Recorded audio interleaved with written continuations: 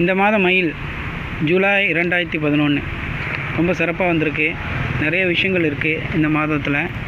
அதில் என்னை கவர்ந்த ஒரு கவிதை எழுதியவர் பாலம் கல்யாண சுந்தரம். கவிதையின் தலைப்பு அன்பு மகனுக்கு அப்பா எழுதுவது. கவிதை இப்படி வருது.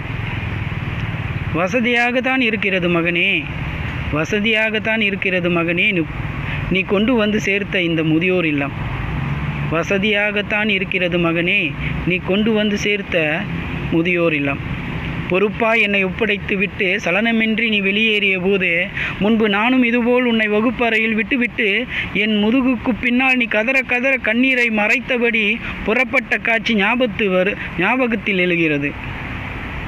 முதல் தரமிக்க இந்த இல்லத்தை தேடித் திரிந்து நீ தேர்ந்தெடுத்ததை அறிகையில், அன்று உனக்காக நானும் பொருத்தமான பள்ளி எதுவென்று ஓடி அலைந்ததை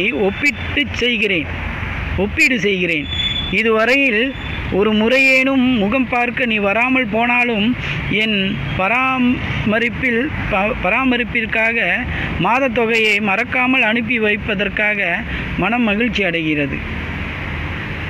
நீ விடுதியில் தங்கி படித்த காலத்தில் உன்னை பார்க்க வேண்டும் என்ற ஆவல் இருந்தாலும் படிப்பை நினைத்து உன்னை சந்திக்க மறுத்ததன் எதிரொலியே இதுவென்று இப்போது அறிகிறேன்.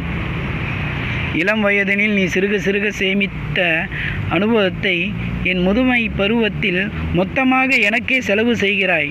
ஆயினும் உனக்கும் எனக்கும் ஒரு சிறு வேறுபாடு.